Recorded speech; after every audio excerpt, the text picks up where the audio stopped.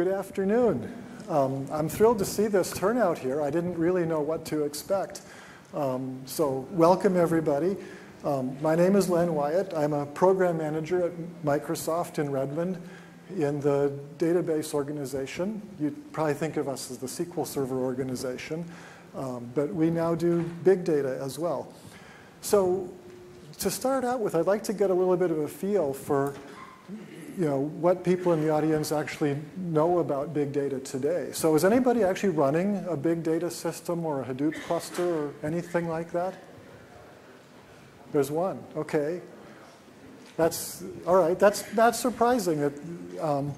So how many people are like kicking the tires and trying it out? Or are you in production or are you actually kicking the tires right now? Sorry, what? In production, great, okay. So are there people kind of kicking the tires and trying things out? Couple, three, okay. So I'm guessing there's a lot of people who've been reading about Hadoop and big data. So how many people have been reading about it and are aware of the substantial hype in the marketplace? Yeah, okay, lots of people in that camp. Who's never heard of it before? How many people, this is your first exposure to big data? A few? All right. And who hasn't raised their hand yet? All right. I won't ask what that means. Okay, that gives me a pretty good idea of where everybody's starting from. So as it turns out, I've been working in relational databases, and particularly data warehousing and business intelligence for quite a while. And in the last number of months, I've made this journey to kind of having this split personality where I'm in the big data world part of the time and in the relational world part of the time.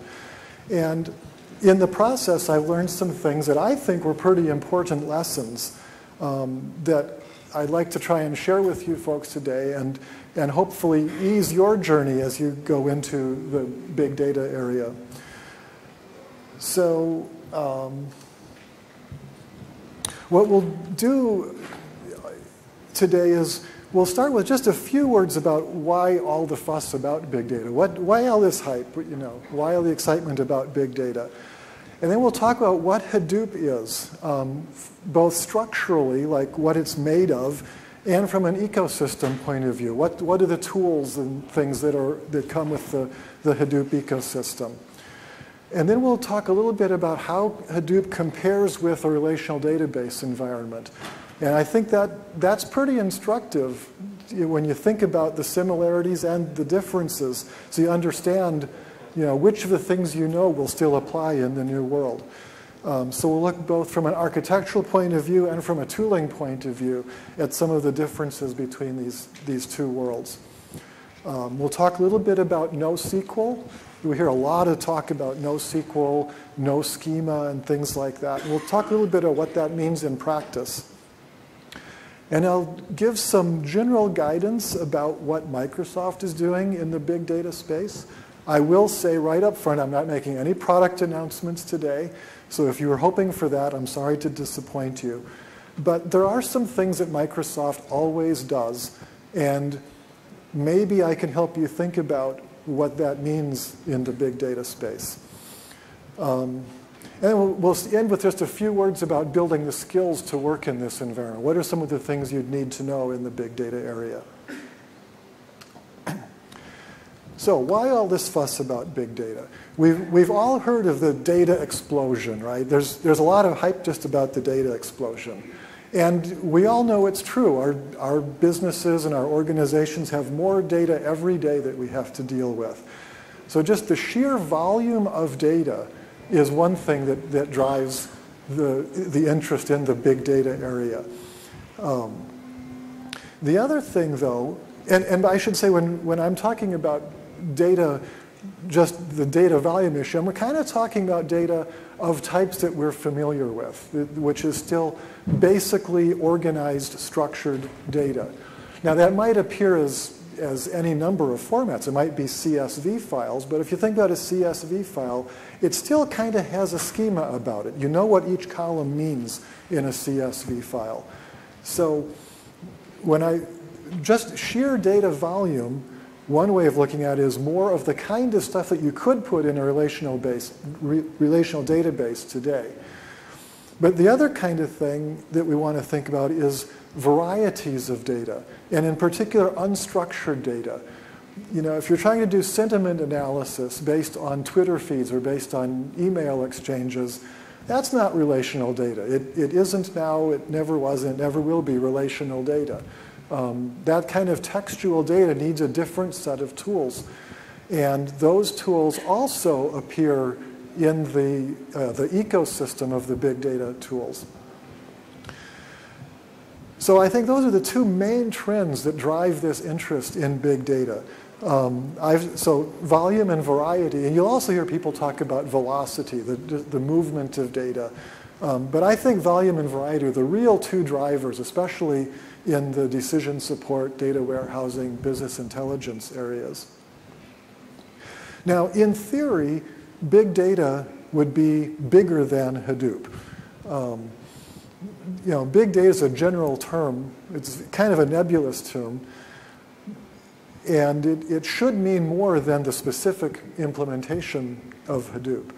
But in practice, almost everybody who's talking about big data these days is talking about the Hadoop ecosystem that comes from the open source community. It started with the web properties and has just exploded. So the way I put it, in practice, big data is roughly the same thing as Hadoop. It's not exactly the same thing, but most of the time when you hear about big data in the marketplace, hear people's hype, they're really talking about Hadoop. Hadoop is a rapidly changing ecosystem. What's true today is different than what was true a month ago, and it's going to change again by next month. It's amazing how fast stuff is happening. And a lot of this is because of the open source community that's driving it. New contributions and new ideas are coming in all over the place. And this is good. We like that. It's also sometimes kind of confusing, as you don't know how to react to all this. There are a lot of components in the big data ecosystem, and there's a lot of vendors. Everybody's rushing in. It's like a gold mine mentality right now, with people rushing in, trying to get their offerings out in the big data space. So there's a lot of change, and you need to be prepared for that as you step into the big data area. So let's now focus on Hadoop specifically and ask the question, what is Hadoop, inside?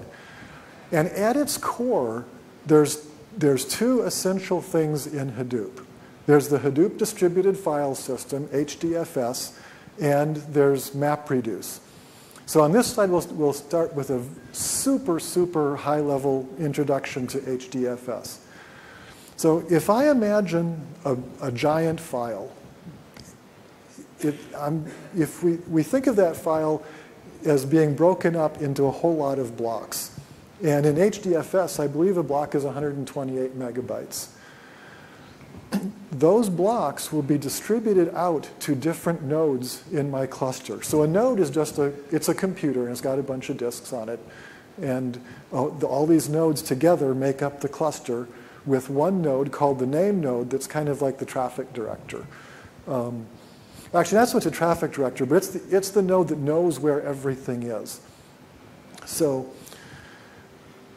any given block of the file typically will be distributed to 3 different nodes in the cluster.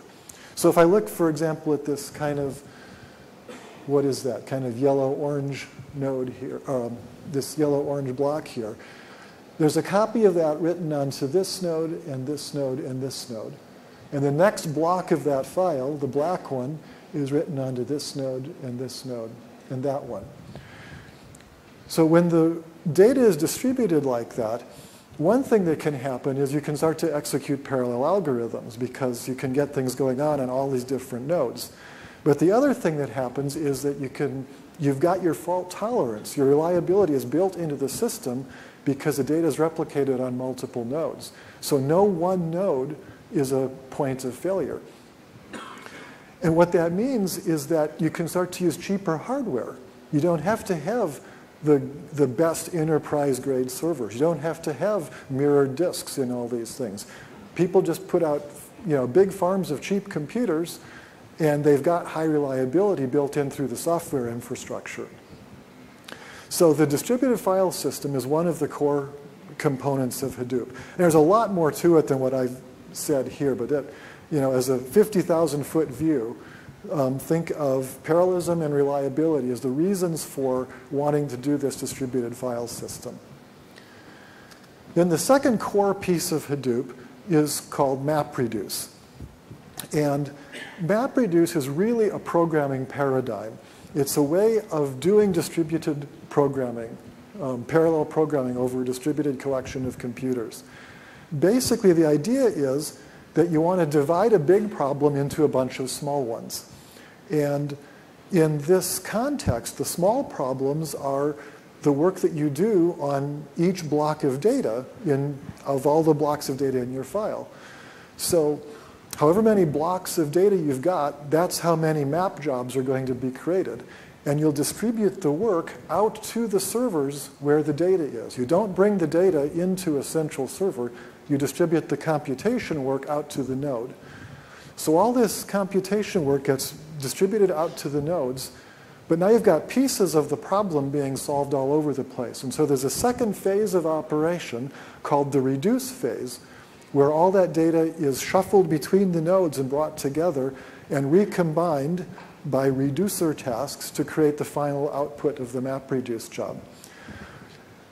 So it is a programming paradigm. And I'm not actually much of a programmer. I really don't know much about Java.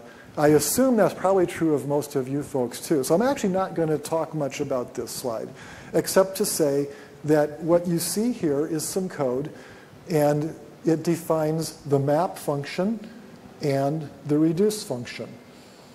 And the rest of how all this gets executed is left up to Hadoop, to the MapReduce system. It's a set of Java libraries that know how to distribute the work out to all these machines. So a developer writes a map job and a map task and a reduce task.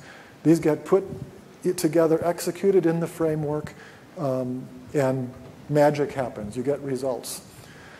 But as IT folks, we don't want to write MapReduce jobs. I know I don't want to write MapReduce jobs. And I know even at a place like Facebook, where they run 70,000 MapReduce jobs a day, 98% of them were actually created in Hive, which is a higher level tool on top of MapReduce. They're not written as MapReduce jobs. So we've got this as kind of our contextual understanding of what's going on. But now let's go on and talk about the tools that you'll actually use in day-to-day practice most of the time. So as a complete ecosystem, there's a bunch of things in here. I'm not going to try and read everything on this slide, but you can see that you've got your distributed storage layer, HDFS. You've got your distributed processing layer, MapReduce. And then you've got a query language called Hive up here, which is a way of writing remarkably SQL-like queries that run against the underlying data. You've also got a scripting language, Pig. Oops, what happened to my pointer? There it is. So we've got the scripting language, Pig, where you can do set-based operations on your data. You've got workflow tools like Uzi. And what happens is all the things that we do today in decision support and data warehousing, business intelligence, they're kind of being replicated in this ecosystem, right? We've got to manage workflows. And if you use SSIS, you do that as a task flow in your SSIS jobs. We've got to manage data flows. And again, if you're using SSIS, that's the data flow, which is one of the tasks in your workflow. We write queries. And here we write queries using Hive. So a lot of the things that you already know and the things that you know you need to do on a day-to-day basis need to be done here too. But there is a different set of tooling that comes into play when you're managing these clusters and running a framework that's based on a MapReduce environment. But I really want to emphasize the core functions: data movement, data integration, having a query interface, having database services should be really familiar to all of you. So today we're going to talk, we've already talked a little bit about HDFS. We're going to talk some more about Hive and Pig, but in a 1-hour session we really can't cover the whole ecosystem. There are other parts of the ecosystem that we won't be able to talk about today, and I'll just mention some of them briefly because you might want to look some of these things up. Scoop is a data transfer tool for sending data between Hadoop and relational databases, either direction. And so as you start to integrate Hadoop into your existing infrastructure, Scoop is a tool that you will probably want to be using. HCatalog is a metadata services layer that sits underneath Pig and Hive, so you don't have to continually deal with metadata issues and schema issues. HBase is a NoSQL database. It's meant for what the open source community thinks of as transaction processing. Now, when that community is talking about transaction processing, they're probably talking about the transactions that are behind a website or something like that. At least in my mind, I wouldn't want to go run my bank on HBase. It's a different kind of animal. It's not an ACID database. But it is a transactional database in a different sense and is a useful tool for some applications. I think I mentioned Oozie, which is a workflow management tool. You know, I've got to get my data ingestion done before I do my synthetic or my synthesis operations to reduce that data and transform it into something else. And Oozie manages the steps in the flow of work. Flume is a commonly referenced data ingestion tool. Think of it as being a little bit analogous to SSIS for bringing data in from the outside world and getting that into the HDFS environment. And the list goes on. There's all these quirky names, you know, animal names. Mahout, it turns out, is in India. A Mahout is the guy who rides an elephant, I guess. But in this ecosystem, Mahout is a machine learning tool, a data mining language. So this goes on and on. It's a very fast-changing area. But these are some of the key things that you'd want to look at. These are kind of the core pieces of Hadoop. So it's demo time. And I have good news and bad news. I've got a really cool demo. The bad news is it doesn't work today. It turns out that I made a very bad judgment call, and a few days before I got on the airplane, I took a new build. It broke my environment, and I didn't have time to get everything fixed. But you will benefit from my prior experience. I have had demo disasters before. And so I knew enough before I took the new build to do a screenshot capture of my entire demo. So we're going to do a screenshot demo instead of a live demo. My apologies for that, but at least you'll know it really did work last week. So, whoops, sorry. Let's go back here. So these are screenshots that I captured last week as I walked through this demo in my office. Now, the first thing is, despite everything that I just said about the Hadoop distributed file system, HDFS, as the underlying store, it turns out that there's actually an abstraction layer in there, and HDFS is the default store, but you can put other kinds of storage in there. And that's important because one of the things that you'll hear me talk about in a little while is the fact that Microsoft is making a cloud-based offering of Hadoop. And this demo is actually based on our cloud-based offering. So that abstraction layer is really crucial. One of the things you'll want to do when you're operating in a cloud context is use cloud storage instead of HDFS, because that means that you only pay to store the data and you don't have to pay to keep your cluster alive when you're not using it. So you can keep your data stored in Azure storage in the cloud, and your Hadoop cluster, which is also in the cloud, you can let go of. So you're not paying for it. You just keep the data around. And then when you want to run more jobs, you reinstantiate the cluster and run your jobs. You can just own that cluster for as long as you need to. I guess I should say rent the cluster for as long as you need to. So this is a screenshot of the management console. It's just a web application for Windows Azure. And you can see there's database services, which is basically SQL Server in the cloud. There's data sync services, and there's data storage services. So I've actually got 3 storage accounts, and there's the one that's highlighted here in the middle. I've got a movie database in there, and so I've created this container, this container in the cloud where I can put arbitrary data. Then on my computer at work, I had this data that I wanted to upload into the cloud. And I used this thing called the Azure Storage Explorer, which lets me connect to my store in the cloud. I can create different containers. So here I've got a container for users' data. And then I put one file in this container, which I just took a CSV file that had my user data, and I uploaded it into the cloud. So this is a tool that's really useful, by the way, if you're doing some testing, you want to try things out and just get some data up there, or maybe for your initial one-time load of the system. This probably isn't the tool you'd use for ongoing, daily updates in the cloud. You want to do something more automated for that. But for one-off use, this is a really nice tool.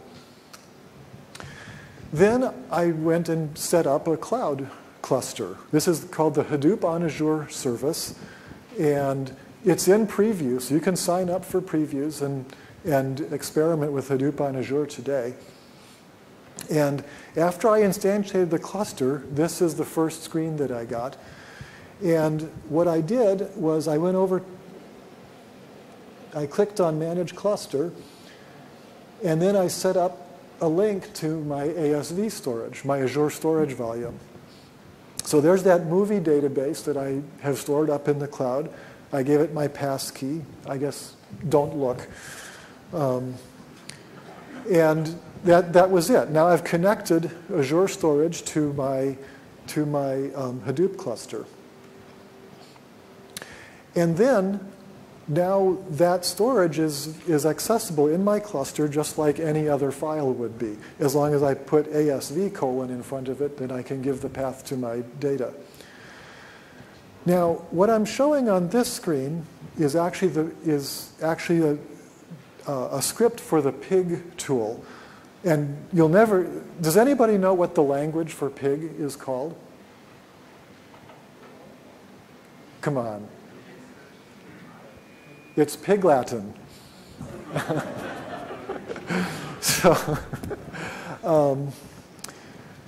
So yes, indeed, it is Pig Latin. So pig is a language for doing set-based operations. And in this movie database, I'm not going to try and read this whole script to you. That'd be a waste of everybody's time. But basically, we've got data on users and currencies and geographies, and we're going to join all this data together logically as sets. For database people, this is a really familiar concept.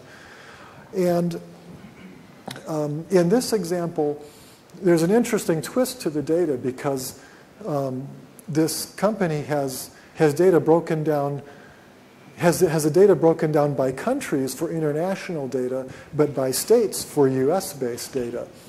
And so we've got to split the data into 2 different groups according to whether it's international or domestic US. I don't even know what that's about. And then we're going to do grouping and aggregation of the data based on countries for one set or based on states for a different set. And then we're going to go and put it all back together into one result set. And this is the sort of stuff that Pig is really good at. Cleansing and manipulating large volumes of data in set-based operations, which as relational database people, we get that. I mean, we're all over this stuff. So this is Pig, and when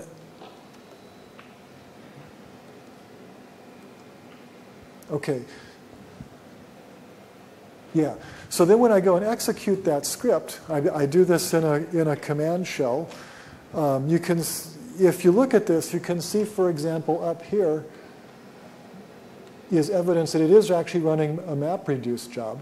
Now, it actually ran, I think, 5 MapReduce jobs to execute that workflow that I described. But here's probably the last of the MapReduce jobs being executed. The output of all that work was to produce 53 records, but a huge volume of data got summarized and aggregated and grouped to create this result. So there were 53 records in the result set. And then also using the Pig shell, I do some command shell-like things. Those of you who have at some time been Linux or Unix users will recognize things, like ls on a directory and cat to see the contents of a file. These will look real familiar to some of you. So that result of that Pig job was summarized in a file. It was stored back in HDFS. And so if I cat the file, then I can see the contents of that output. Now, this isn't a super interesting way to look at it, and we'll see a better way to look at it a little later on in the talk. But the other language that you need to know about is called Hive. Actually, it's called HiveQL is the query language. And in Hive, you do 2 things. There are literally data definition statements, DDL. Sounds familiar, right, for us relational folks. In Hive DDL, you're describing files that are out there in HDFS somewhere. You're saying this is the location of a file. For example, here's a file in the states directory. We're saying this file has delimited fields separated by commas, and these are the names of the fields, and these are the data types. And now Hive will remember that for me so that I can create queries against this file. Once that's done, I can write statements. I think I said this before, but remarkably SQL-like statements. I mean, select title, count of IP as purchase count from purchase, join media on. I mean, this is SQL, right? We should be very comfortable working with this language. And that was a conscious choice, of course, on the part of the Hive developers. They wanted to make it tractable to as big of an audience as possible. But again, when I run a Hive job, it gets compiled into MapReduce. So the Hive language is translated to a MapReduce job. That gets run on my Hadoop cluster. And then I can do a select. So that query that I ran actually put its output in another Hive table, meaning a file. And then I did a select star from title counts, which is the name of that file. And I can see the data that was out there in that file. So it's an important concept to realize that underneath these higher level tools that we're using are still MapReduce jobs and either HDFS or Azure storage. Okay, so let's go back. I hope that was a reasonable way to give a demo, considering that the real thing is busted right now. Next I want to talk about some ways to think about architecture in this ecosystem. And there's actually a lot of ways you could think about architecture. But I'm going to talk about three in particular that I think are kind of interesting, and probably especially to this audience. The first one is to think about the idea that we build OLTP applications and we build data warehouse applications, and we have historically built these on top of an ACID database, right? Everybody knows what I mean by ACID, right?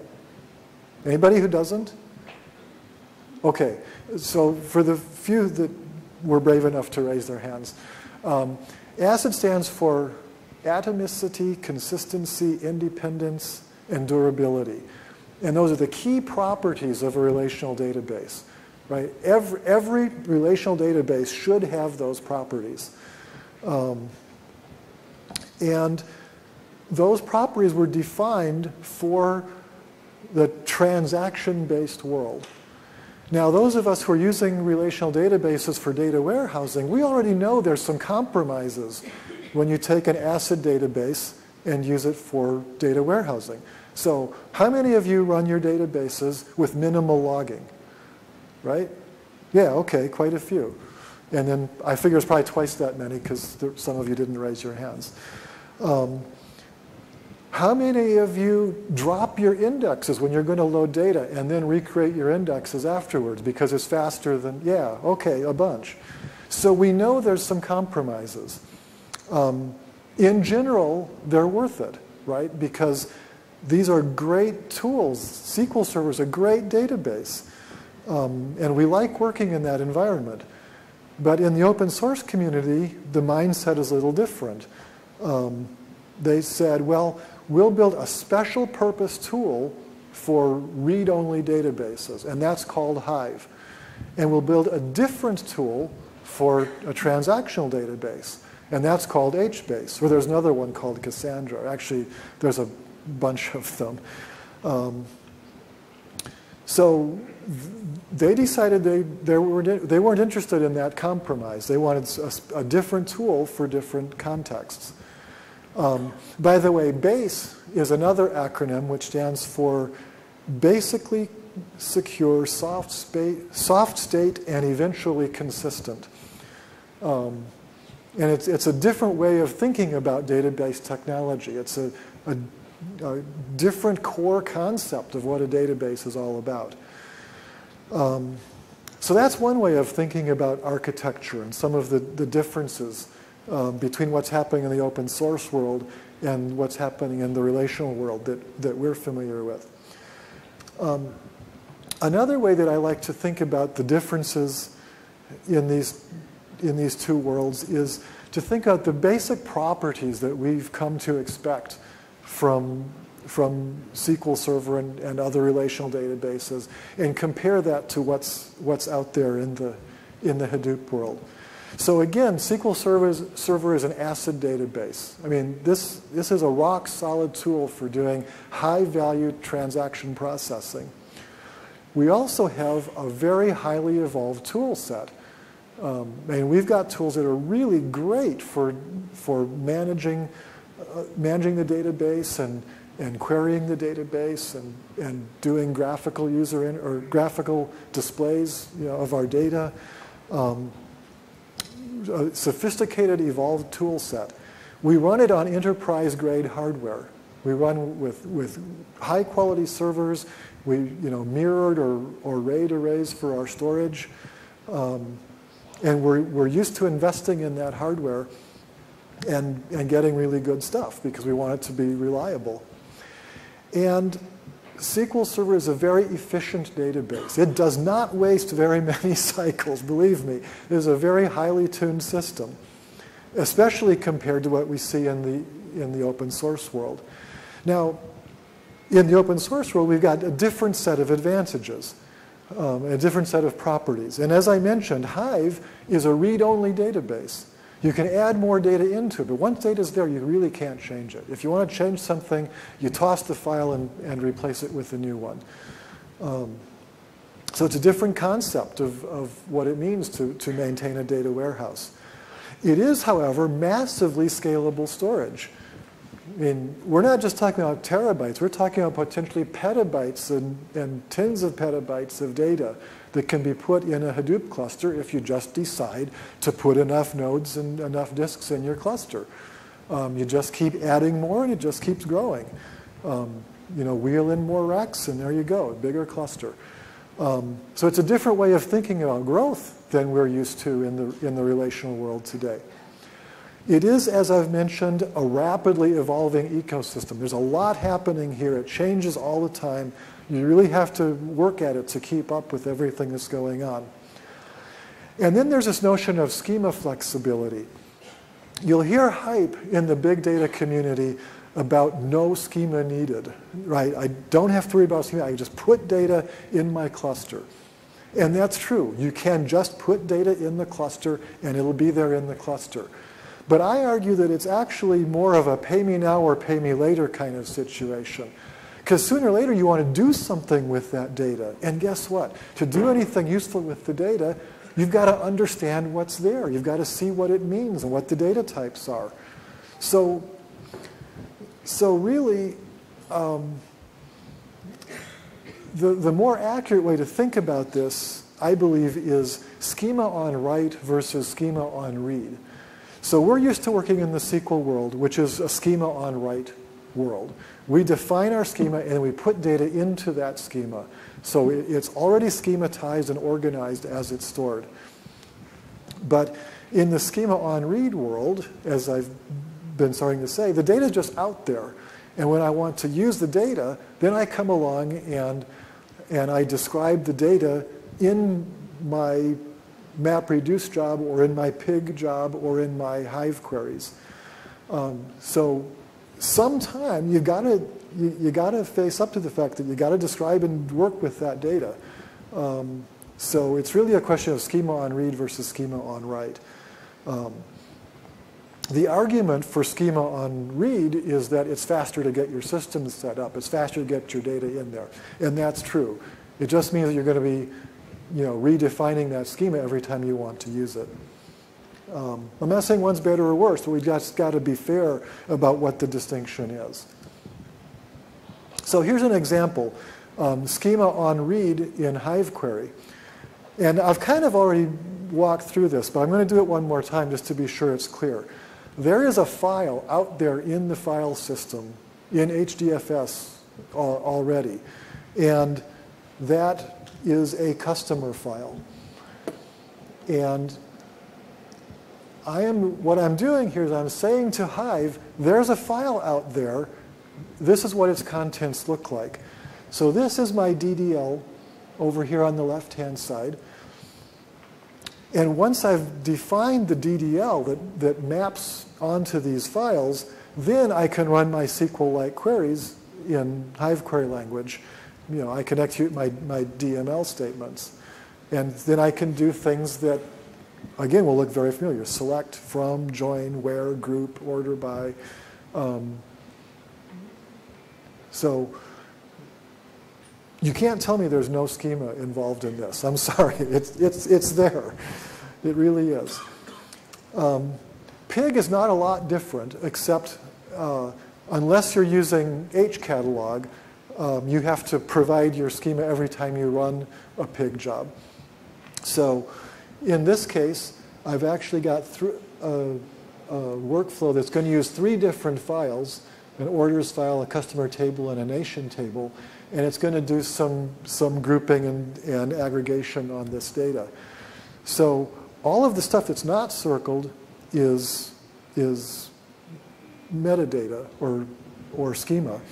And the stuff in the circle is the actual logic of the operations I was trying to do.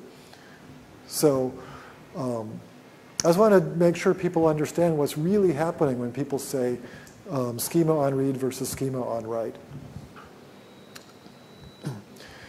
But remember, underneath both Pig and Hive and a lot of the other tools that you'll be using, what's really happening is MapReduce jobs are being written and executed on your behalf.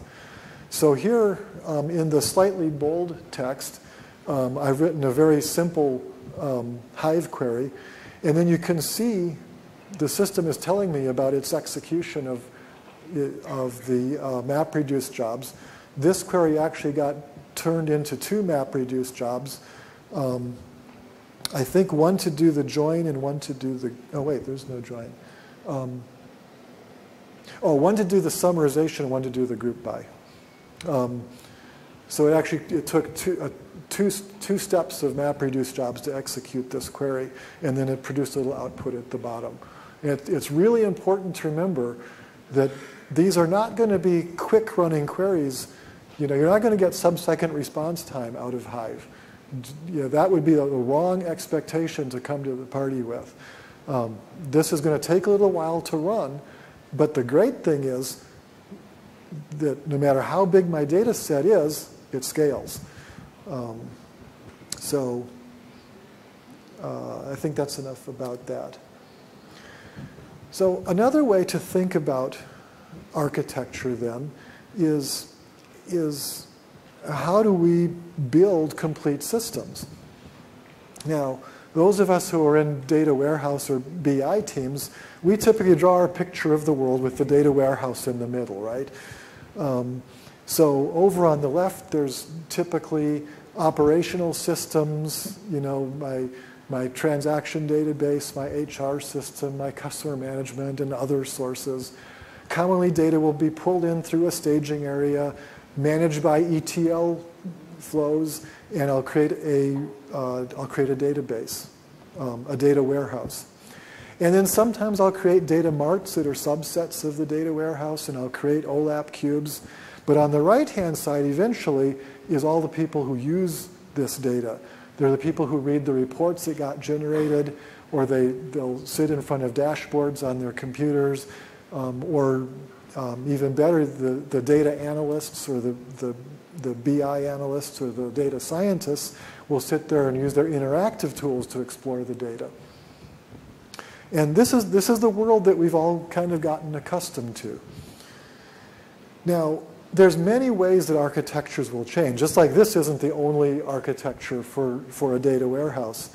There's a lot of ways that these things will happen. But here's one example of how data flows might work in a more Hadoop-oriented world. So we would have our transactional sources, our external data sources, and that data will be pulled in and stored in HDFS, very likely using the Flume tool. If the data is coming from the relational database, it could be pulled in using Scoop. But in either case, it's going to be stored in HDFS. Logically, we have a data warehouse then in HDFS. If we just create that metadata using Hive, we can then run queries against this data. We might also, depending on the application, the company, have a transaction processing system based on HBase. It's also out there stored in HDFS. We might have pig jobs that do data aggregation or cleansing or other kinds of preparation, and keep the data, again, inside of HDFS. Then we might very well have what I'm now calling the presentation database, but that could equally well still be called the data warehouse. And we probably use Scoop to pull data out. And why do we do that? I mean, with as amazing as HDFS and as Hadoop is supposed to be, why do we then pull data out? Well, it's because we want interactive query performance, right? We've got users who expect to be able to ask questions and get an answer right now. And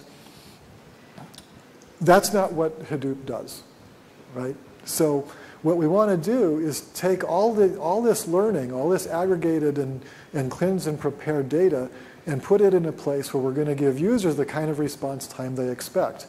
And the other thing is that, at least today, all the tooling isn't there to connect the front-end tools that we want to use to Hadoop.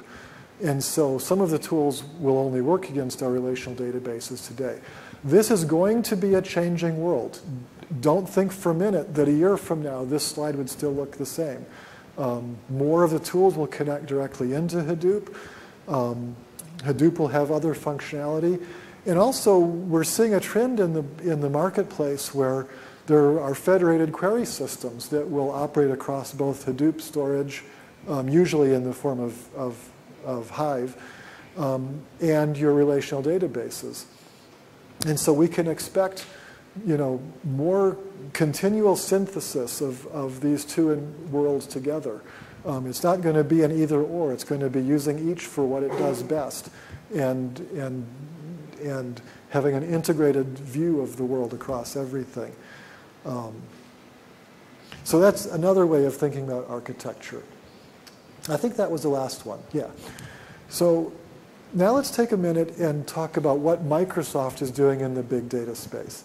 Again, I'm not making any announcements. I'm giving you some general ideas so you can think about what we're doing and kind of construct your mental roadmap of what you want to do in response. So the first thing you need to understand is that Microsoft has a very close partnership with Hortonworks to bring Hadoop to Windows. Hortonworks is one of a couple of, well, actually not one of a couple. They're one of the biggest companies that has come out of the open source community to provide support for companies that don't want to just venture out and do their own, roll your own implementation of Hadoop. So you can get support. You can get a Hortonworks distribution of Hadoop, and working with us, they're producing an implementation of Hadoop for Windows. And I say that almost as if it was a port, but in fact what they're doing is they're building the support for Windows into Hadoop so that Windows is a first-class supported operating system in Hadoop, just like Linux is today. And so you could go out and you could do a roll your own implementation of Hadoop on Windows once all that work is done. So we've got a very close working relationship with Hortonworks, bringing Hadoop to Windows. But it's not just to Windows as Windows servers running on a server farm. We're also bringing Hadoop to the cloud. So Hadoop will run on Windows Azure in the cloud. And in fact, that demo that I tried to do was a Hadoop on Azure demo. I hope that was clear as we talked about it. So that would have run completely in the cloud. So this means that whether you want to run your own deployment or whether you want to put your data in the cloud and take advantages of those economies, you can get the best of both worlds there. So that's the first thing. Just getting Hadoop to run on Windows. That's a vital first step. But you know that Microsoft is the kind of company that we want to make our tools easy for everybody to use. We don't want people spending their lives building clusters of machines and managing, through crufty interfaces. So Microsoft is going to, when Microsoft's offering comes to market, there will be simple setup and management and reporting tools so you can understand what's happening in your clusters, you can set them up efficiently, you can manage them, you can maintain them. If a node fails, you can replace it, you'll get reports to tell you what's going on, all that sort of thing. You should expect that from Microsoft, and I think that's what you'll see in the near future when our Hadoop for Windows system comes out. The other thing that you should expect from Microsoft is connectivity to the kinds of tools that we know and love in the data warehousing and BI world. If you're going to put data in Hadoop, you want to know that you can get that data into SQL Server, that you can build analysis services cubes on it, that you can run reports on it with reporting services, that your Excel users can pull data into their spreadsheets. And you should expect all of that to be provided by Microsoft in our Hadoop distributions. So in another sense, you're benefiting from the best of both worlds too. You've not only got the on-premises or cloud worlds, but you've also got the Hadoop ecosystem and the Windows and SQL Server ecosystem. And you get the best of both worlds there as well. And to that end, I would like to do another really quick demo, in quotes.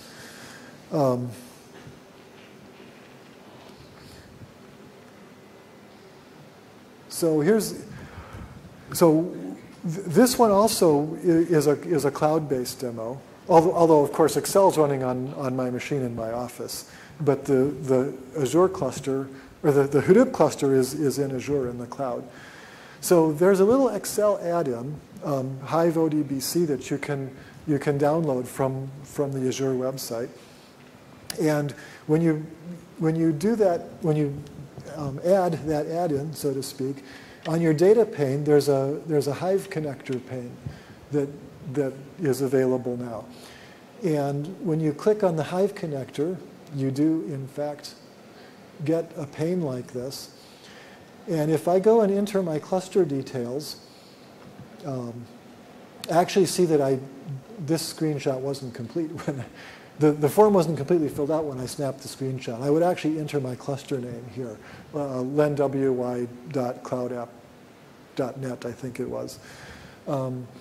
Anyway, then I give my authentication information, and I OK that. And now all of the tables that are defined through Hive in that Hadoop cluster are now available to me as an Excel user. And the one that I've selected here is the geo summary table that I created with the pig job in the earlier demo. But it's the output of that pig job that I did, that did the aggregations by states and countries. And I can choose to have various filter criteria, and I can aggregate and group the data. But in this case, I'm just going to pull the data exactly as it is. So I'll execute that query. And this is the data that was generated by that pig job. It's now been pulled out of Hadoop in the cloud and placed in my spreadsheet.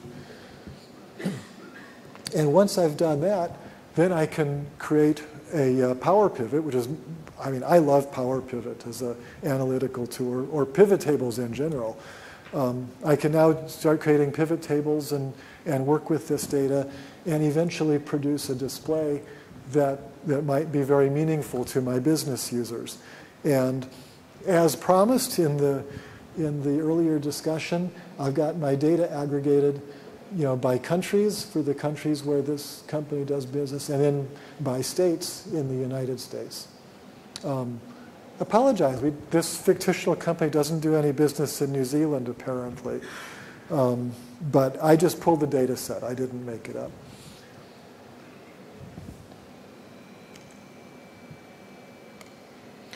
OK.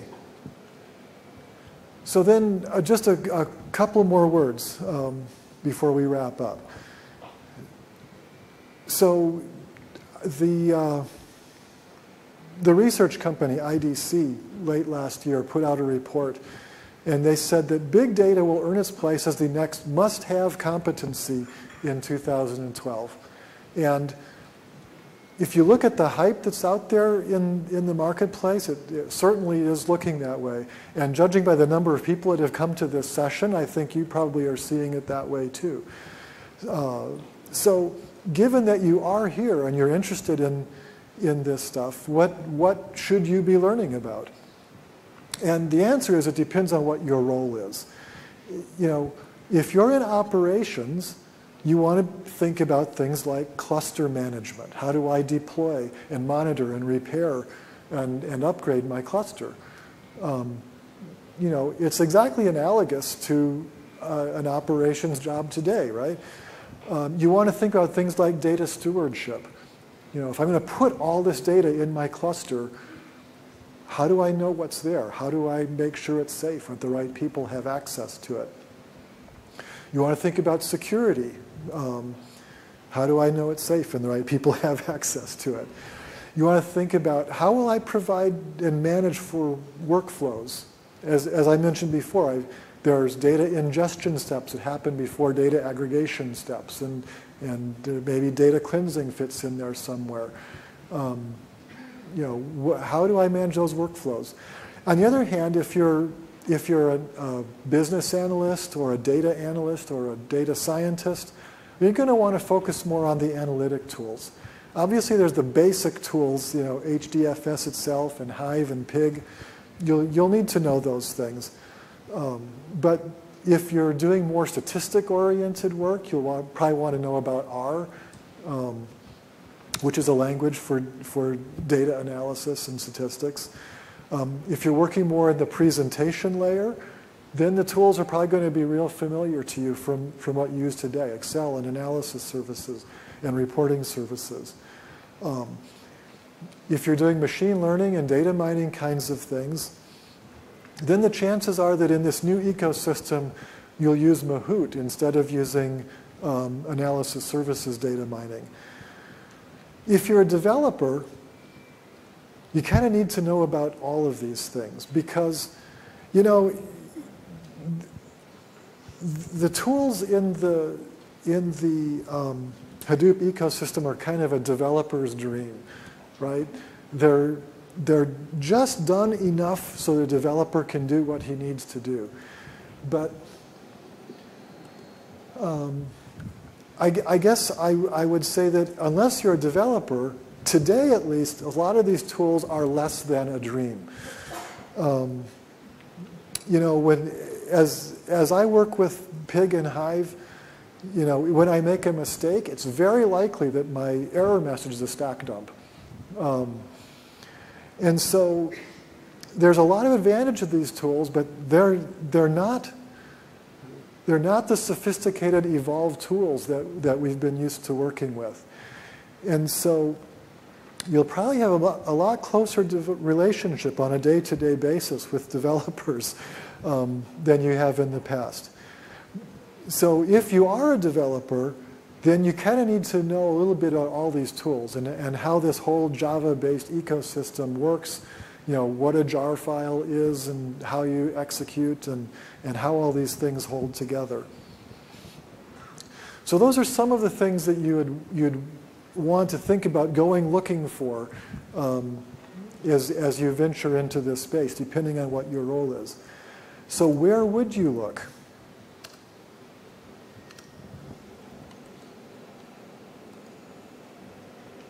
Okay. So the first thing you got to remember is that this all came from the open source community. So this information is out there on the web. Now, we're used to doing things like going to MSDN and TechNet to finding our information. And it's a little less organized than that in the open source world. You're going to have to search. You're going to use Bing, of course, but you're going to have to search for this stuff. But there are a few things I want to particularly point you to. For an overview of how this stuff works, of what MapReduce is really all about, and how HDFS works, there's a really great talk by Dr. DeWitt from the University of Wisconsin. He delivered this at the PASS conference last year. And by the way, all his talks are wonderful. If you've got a few minutes, go look at his other talks too. They're wonderful, wonderful talks. But in his most recent PASS talk, he talked about the Hadoop architecture and it explained how it works in a way that is just amazingly easy to grasp. It's a really golden presentation. I'd recommend looking at that. There's a couple of other things. The definitive source for how Hive works is the Hive language manual. It's on the Apache website. And the definitive source for Pig Latin is the Pig Latin Reference Manual 2, which is also on the Apache website. But if you're not careful, you'll accidentally find the Pig Latin Reference Manual, period. And there's a lot of stuff that's been added to Pig Latin since the original manual was written. So be sure you use the reference manual too if you're looking for information on Pig Latin. There are some good books out there. I personally have Hadoop, the Definitive Guide. I like it. It is a little bit of a programmer-oriented book, but if you kind of skip past that a little bit and get up to the good stuff, it's a pretty good book. Programming Pig by Alan Gates. I don't personally have it, but I know people who do, and they say it's a really good book. There's another book, Programming Hive, which is coming out in just a few days, and the early reviews on that one are pretty good. I don't mean to dismiss other books about Hadoop and the ecosystem, but these are the ones that I've had really good recommendations for. There is commercial training that's available. Today I would tend to think Hortonworks University is probably the best place to go. Cloudera also does a lot of training. And again, in this kind of gold rush mentality, there are a lot of companies that are coming to do training. But if you're thinking about using the Microsoft distribution of Hadoop, I would tend to think that Hortonworks is the place to go. And if you're a data analyst role, there's some interesting third-party analytical tools, Karmosphere and Datamere. I don't really have time to talk about them today, but might be worth taking a look at those, again, if you're in an analyst role. So after all this, there's a bunch of takeaways. There's a bunch of thoughts you might have about the Hadoop ecosystem. Yes, it's big. Yes, it's a mess. Yes, it's exciting. Yes, it's confusing. But at the end of the day, there's a lot of potential here to do things at a scale that we just wouldn't have conceived of a few years ago. As we've got these exploding volumes of data and new types of data that are not relational in format, this is an opportunity to do things that just would have been inconceivable before now. So I hope that having heard this, you'll have some interest to go ahead, look up some of this information, learn more about Hadoop, sign up for a trial using Hadoop on Azure, watch in the coming months as we start to do previews of the Hadoop on-premises on Windows implementations as well. So thank you for your time. I'm guessing there are probably some questions, but also there's going to be another session wanting to come in. So we'll step outside, and I will hang around and answer questions for hopefully as long as you all want to talk. But we've got to let the next session come in. So thanks very much.